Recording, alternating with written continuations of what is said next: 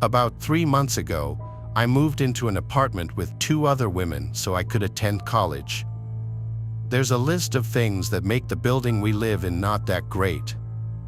For example, most apartment rooms face the corridor where people from the same floor as you will constantly walk left and right to get in or out of the building.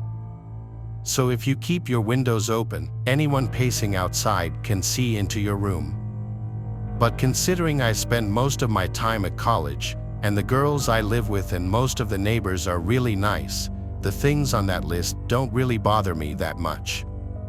A few nights ago, while getting ready to go to bed, I could hear music playing from somewhere, mostly pop songs from the 2000s. Since we live in a student-friendly city full of frat houses and the like, I thought nothing of it. There were probably a bunch of parties going on, and the sound was coming from one of them. Or maybe it was just some drunk friends listening to it on the street. I got into bed and let a random video play on my phone so I could fall asleep, as I often do. But as I was starting to doze off, I started to hear drilling noises. At first, I thought I was just sleepy and hearing things, or maybe it was coming from my phone. But I paused the video and listened closely. There was definitely someone using a drill somewhere nearby. I got up and walked around the apartment, feeling confused. It was around 10:30 p.m., so there was no way that someone could be working still. The sound was louder at my bedroom window, so I opened it to check and quickly realized that it was coming from the neighboring apartment, the one that's closest to my window. At that moment, I realized that music was also coming from there. No one lives in that specific apartment, so my confusion only grew. But then I figured maybe someone had planned to rent it, talked it over with the landlord, and he ordered for something in it to be fixed. Still, the fact that they were doing it so late into a Thursday felt really strange. I went back to trying to sleep, but they wouldn't stop making noise. I was texting a friend and eventually started complaining about it, sending him audios and even a video directed at the window that all the noise was coming from. He said I should call the police because there was no way it was legal for someone to be doing this, especially in a building full of apartments. I decided against it since I just wanted to get some rest, and it was already past midnight by then. I forced myself to sleep through the drilling sounds, but a little past 1 o'clock in the morning, I woke up again, this time to hammering. Feeling stressed, but not enough to take action just yet, I tried to sleep once more, only to wake up again. This time, I didn't even check what time it was. I was totally fed up, so I just put on a robe and made my way to confront whoever it was. The window to the apartment was open, so I decided to talk to those people from there. The window was located above the stairs, though, so I would have to go down a few steps to get into view, and I'd look even shorter being seen from there. But that was the last thing on my mind. As soon as I got to the window, I felt most of the courage leave me. In that room, there were 4 men who all seemed to be around their 30s or 40s, and they all stopped whatever they were doing to look at me. Now only the song coming from the radio could be heard, and somehow it felt chilling to have all those other noises stop so abruptly. Even though that's everything I wanted just seconds earlier, I definitely didn't want to be the one thing these 4 men were focused on. Another thing that bothered me, but I didn't think about until the next day, was those men's peculiar choice of music. It just felt creepy to realize that middle-aged men were listening to stuff that teenagers or even preteens would be listening to. Anyway, none of them looked shocked to see me. They just had puzzled looks. Remembering why I was there in the first place, I said, "Excuse me, it's pretty late and most people here have work early in the morning. If it's not too much to ask, can you guys do this some other time?" Now, mind you, I'm a pretty short and puny 19-year-old who didn't even think to put on something other than a robe. So when 2 of those 40-something-year-old men came to the window and towered over me, Looking up and down at my body almost like predators, I froze up and felt the hairs on the back of my neck stand up. They were both sweaty and had their mouths agape, and one of them had a hammer that looked quite heavy in his hand. They started smiling in a sick, twisted way, and I felt a sudden urge to throw up. Extremely unsettled, I started slowly making my way back to my apartment, not taking my eyes off the men, feeling like they might try to grab me.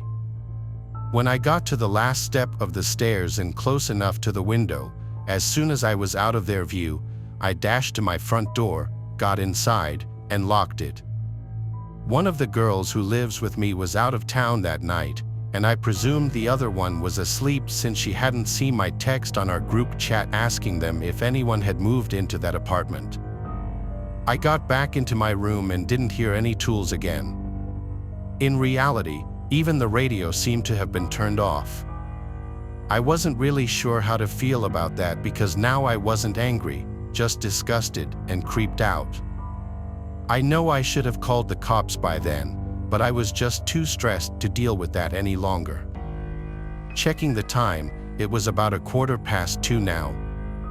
I got into bed again, tricking myself into thinking I wasn't scared, just craving some sleep. Eventually, I passed out. I woke up in the middle of the night again. This time it was around 3 o'clock, and I could hear no sounds coming from the apartment. Everything was quiet, and that quickly started to bother me. It was too quiet. I had to have heard or felt something in order to wake up. The silence was making me uneasy, and I had a feeling that someone might have been on the other side of my closed window. I tried not to think about it, but I couldn't get a peaceful sleep after that. The next morning, as I was going out, I went past the same window and noticed that it was closed. It was as if this previous night had never even happened. But I asked the girl who was home with me if she heard anything. She said she had woken up several times during the night but couldn't get up and do something about it due to sleep paralysis. Either way, that confirmed I wasn't delusional, those people really were there. But then how did they have the keys to the building and that apartment? Why did it seem like they didn't want to be seen during the day?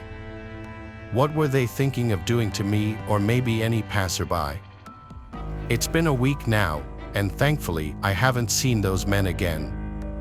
Still, I have no idea who they were or what they were doing, and I'm honestly scared to even think about the possibility that they might come back or still be lurking around.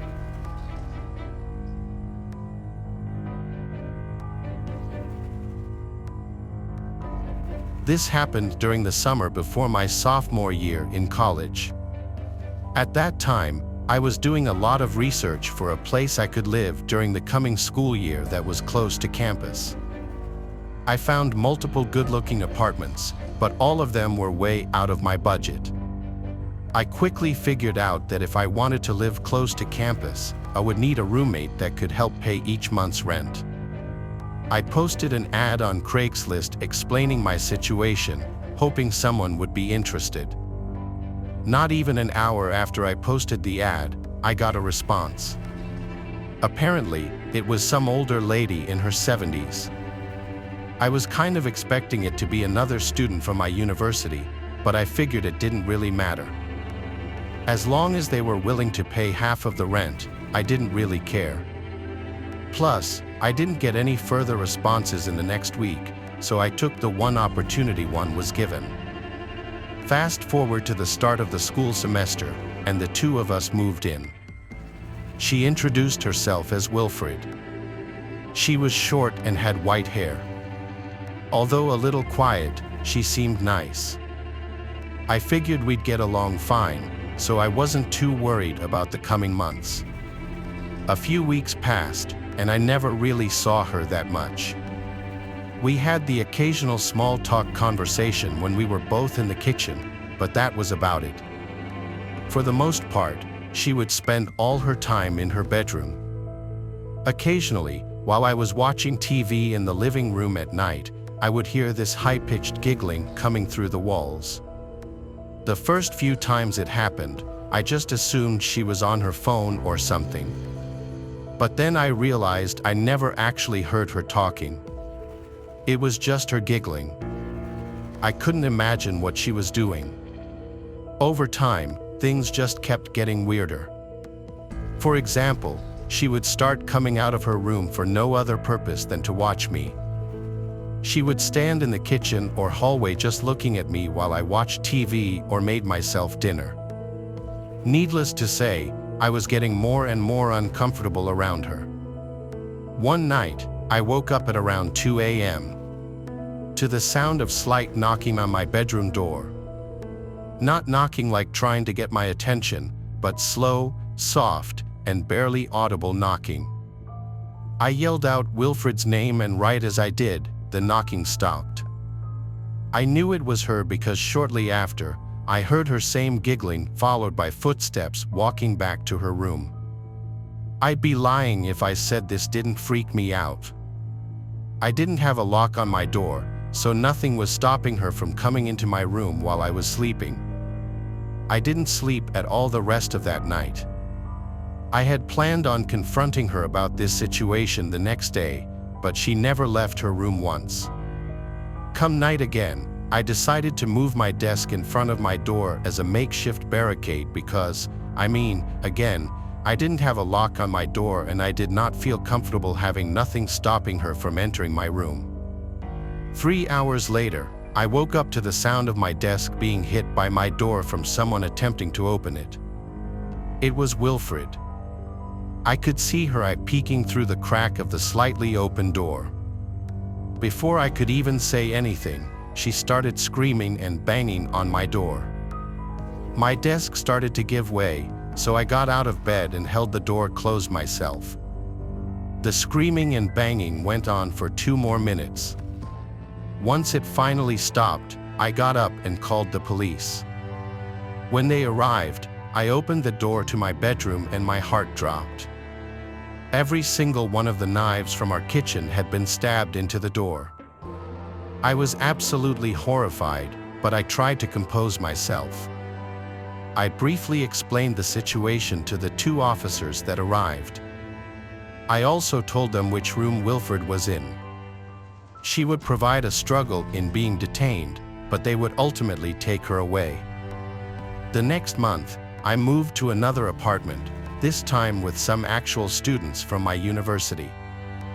I still don't understand what made Wilfred do what she did. My best guess is she had some severe untreated condition she wasn't on medication for, but then again, maybe not. Maybe she seriously intended to use those knives on me in my sleep. But because I took the precaution of pushing my desk in front of my door, I luckily didn't have to find out.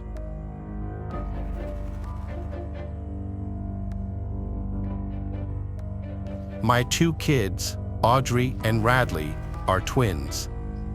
They're 6 years old. A year ago, we were living at our old house, but something happened that led to us moving. It's a long, awful story. I lived in my old house for 4 years. My wife Louisa and I got married while I was living there, and we had our kids there too. The neighborhood was slowly changing, and not for the better, but even still, we originally planned on staying in that house for the foreseeable future until this happened. We were a corner house, and the house behind us on the intersecting road was covered by a bunch of tall trees and bushes, so we hardly ever saw those neighbors. Our neighbor on the right, however, his name was Farley, had just moved there less than a year ago. At the time, I had only ever spoken with him a couple of times. Both times I could hardly understand what he said because of his heavy accent, and he just overall didn't seem like the friendliest guy. 2 of his windows overlooked our backyard. There wasn't much privacy, but whatever rooms the 2 windows were that overlooked the backyard, I had never seen the lights on in either of them. So I always assumed it was an unused guest room or something of that nature.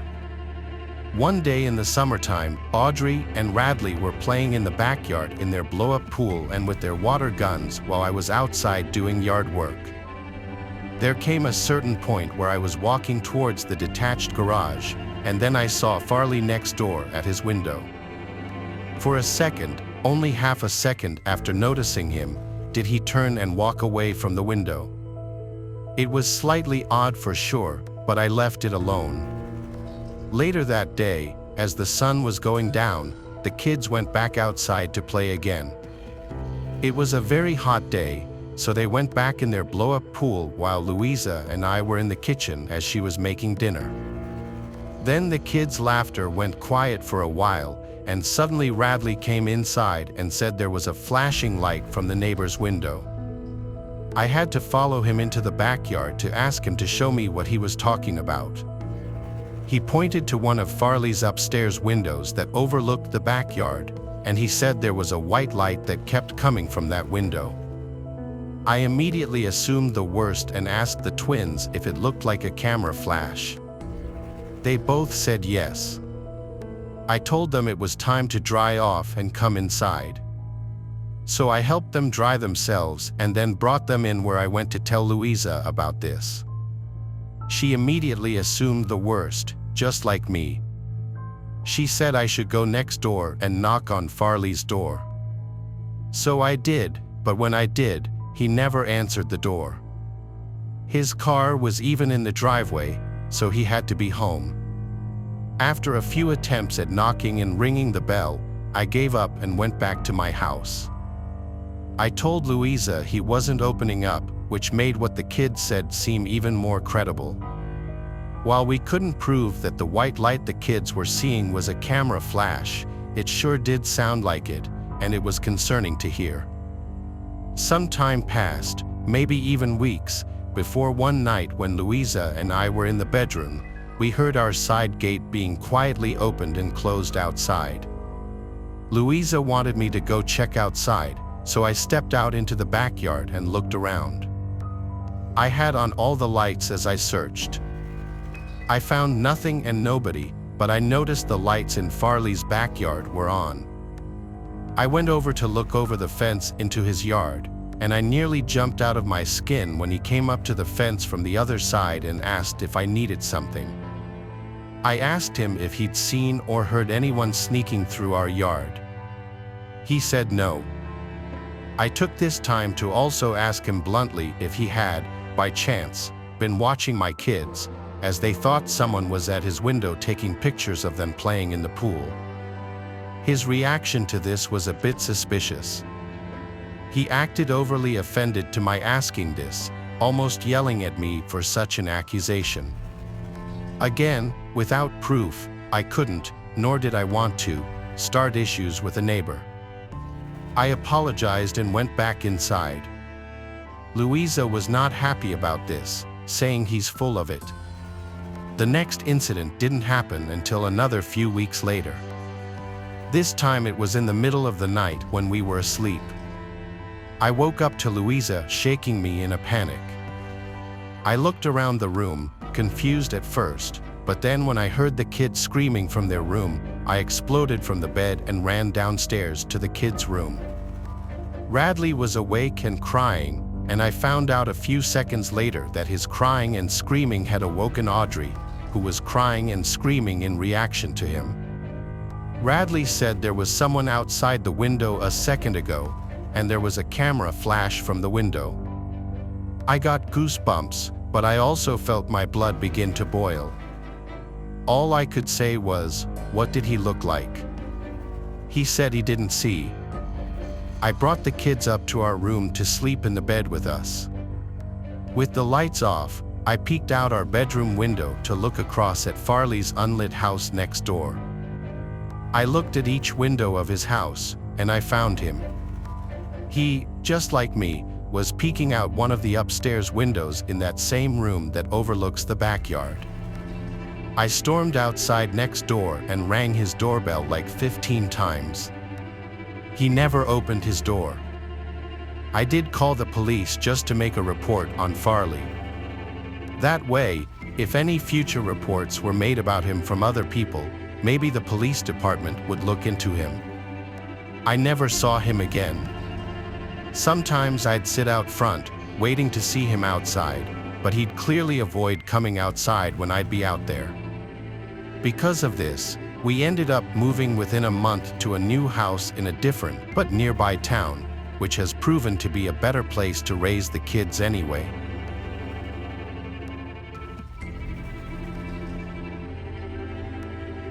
One day when I was only 17 or so, my older sister and I were hanging outside together in the backyard. Our mom was probably upstairs reading or cleaning or something. My dad wasn't there, and I don't know where he was, probably work or something. I was on my phone, just scrolling through Instagram, lying down on the trampoline. My sister Ava was on the swing set, probably just doing the same thing I was doing. We would occasionally say something to each other about the videos we saw on our For You page, and we would send them to each other and laugh or whatever. Until we were interrupted by our neighbor Bella. We weren't super close with her, but my parents were, and my mother and she got along very well. "Hey guys, come here," she said, standing in her backyard where the fence met the middle of our property lines. We confusingly walked over to her as we had no idea what she wanted, but we knew to respect our elders, so we had to see what she was calling us for. She told us that we needed to go inside and get our mom and that she already called the police. What are you talking about?" my sister asked. "Just trust me. No time to explain right now. Please, just do as I say, guys," said Bella. "You guys are in danger. Run," she said. "Someone dangerous is lurking around your front yard." We reluctantly but also quickly scattered inside after that. We told our mom, and she looked outside, and there was a man on our front doorstep. I didn't recognize him at first as his head was shaved completely bald, but it was our old neighbor.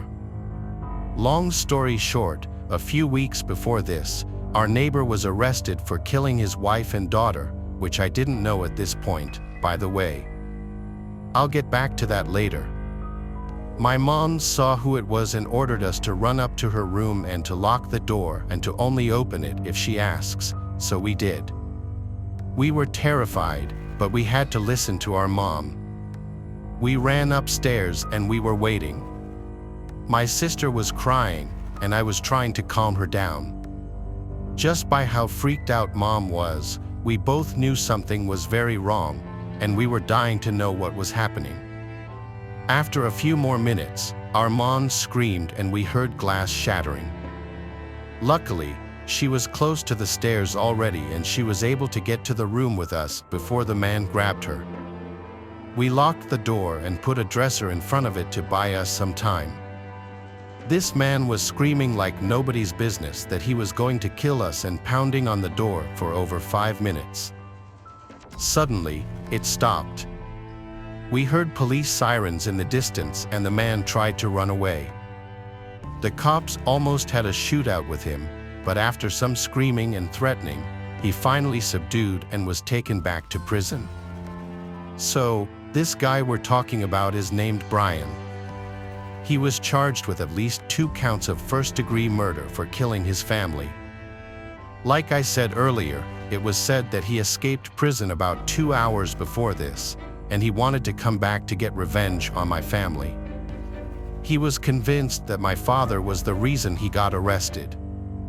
Brian thought he was going to walk away scot-free for killing his family, but he was under the impression that my dad snitched him out somehow. I'm not sure why he thinks that, as I don't know the whole story. My father won't talk to me about it, not that it matters anyway. I guess my mom and dad didn't tell me or my sister about what happened next door at first, but they said they were planning on it soon. They just didn't want us to freak out, supposedly. But that's about all I can get out of my dad about everything. Not even my mom knows the full story, unless she's lying to us. My parents probably thought there was no urgency to tell us what happened next door since he was locked away in prison at the time. But somehow, he escaped and was looking for revenge. Hopefully, they have him under control in there this time. It was personal, and he escaped just to try and murder us. Thanks for watching the video. Subscribe to the channel and turn on notifications to watch the latest videos.